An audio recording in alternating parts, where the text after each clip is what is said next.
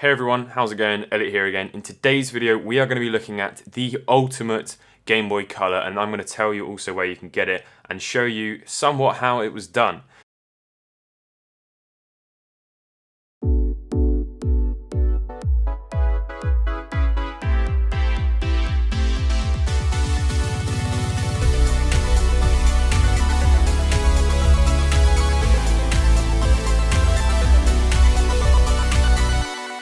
So in the parcel there was a letter, and the letter says, "Hey Elliot, thanks so much for reviewing one of my mods, smiley face. Enclosed is a grape backlit Game Boy Color. I've also included a white shell kit that you can use for another mod, or I thought maybe you could use it as a prop/example in the video. I have also included a broken screen and a broken Ben-Ven ribbon cable.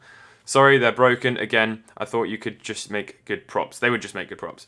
If you can direct people to my website at EsotericMods.com or my Instagram, but I definitely recommend going to check out his Instagram anyway, even if you don't plan on buying one of these things, because he's got a lot of cool pictures.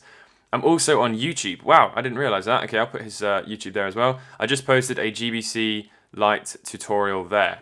Everything is yours to keep. Let me know if you have any questions, need more parts or whatever. Thanks again, Sean. So here it is. So here is the Game Boy Color Lite. Now, I've been after one of these things for a very, very, very long time.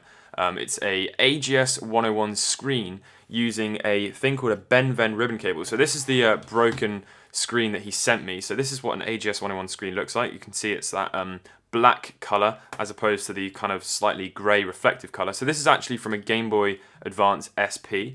And some sort of work goes into the back of the screen. I'm not entirely sure. I think it might be removing like a metal casing or something. He did make a video on how to actually make one of these things. So I'll link that in the description on his YouTube page. He also sent me a broken motherboard, which is very, very nice of him.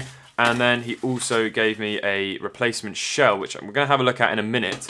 And then this is the Ben-Ven ribbon cable. So this is what goes inside of the Game Boy Color. That goes into the GBC. I think there's some sort of soldering going on to give it power. And then there's the bail lock for the SP screen. So it's very, very technical. I definitely don't think I would be able to do it, but I think I will give it a go, especially now that he's given me a case. So let's have a quick look at it then. He's also provided me with a copy of Zelda DX. It's an aftermarket one, but I'm sure it'll work absolutely fine. So you turn it on and just look at that. I mean, it's just absolutely ridiculously incredible. Stunning. Seriously stunning. Before we have a look further at that, I thought I'd just take you around the Game Boy Color and show you some of the unique things, and then I'll compare it to my one. So on the front of the unit, you'll notice it says Game Boy Color Lite, and this is a glass screen protector, which is very, very nice. The rest of it looks pretty the same. It's a aftermarket shell, which is a little bit of a shame, but I'm sure if you asked him to use an official one, he could. I'm sure it's all a very bespoke service that something that he could do. So on the back there is a sticker by another guy on Instagram called Bluish Squirrel, who's also got his little logo there. Protruded text, so it's very, very nice and high quality. Game Boy Color Lite, and then it has Ben-Ven, Bluish Squirrel, and probably doesn't say Nintendo on it because obviously it's a little bit aftermarket-y, but that's fine. And yeah, I mean, it just looks brilliant. You can see on the side there the power switch. The whole thing closes up. When the Ben-Ven kit first came out, the Game Boys, when you put them together, didn't fully close up. And the way to get around that was this. Now, I'm going to go ahead and show you this. This is what makes this mod a lot less accessible than some of the other mods that you can do to Game Boys, because it requires something very, very difficult to pull off.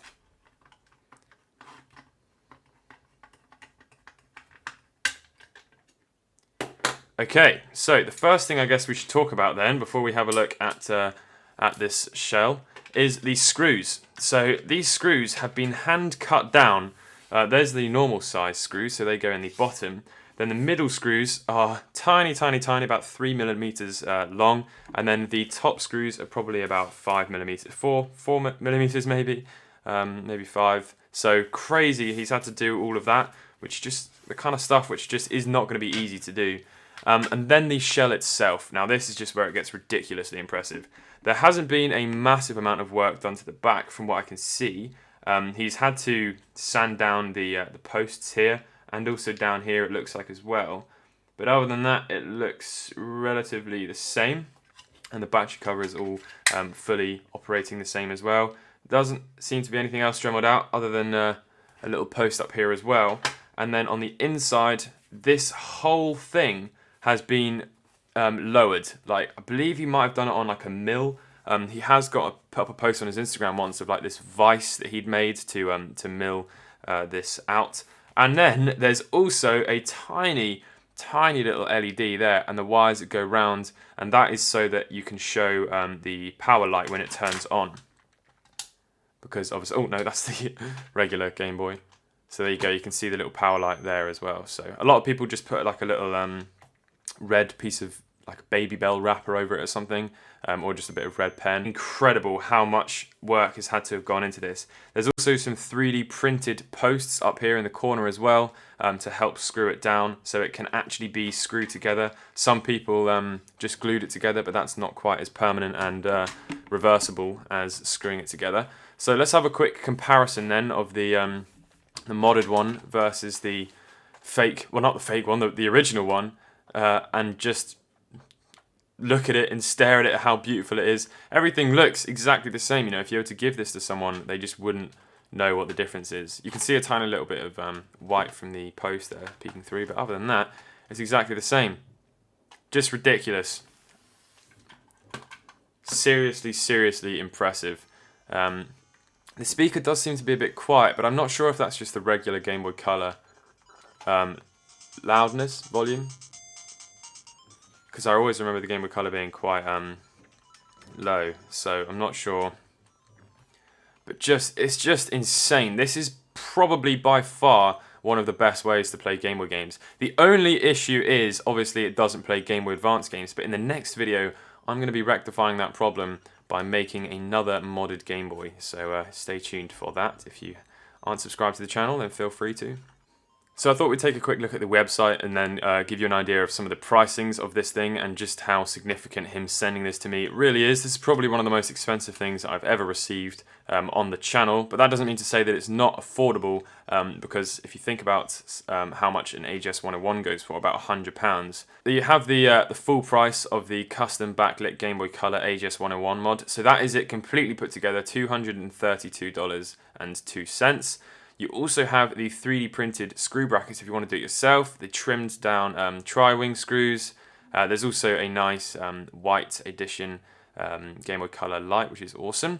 And then you can also purchase for merely $25 which is just so reasonable, the entire machined Game Boy Color shell.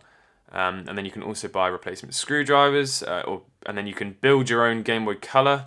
I'm not sure what that is. You can buy an official original LCD for the Game Boy Color. You can also get the screwdriver set, and then after that it's just got recent posts, tutorials.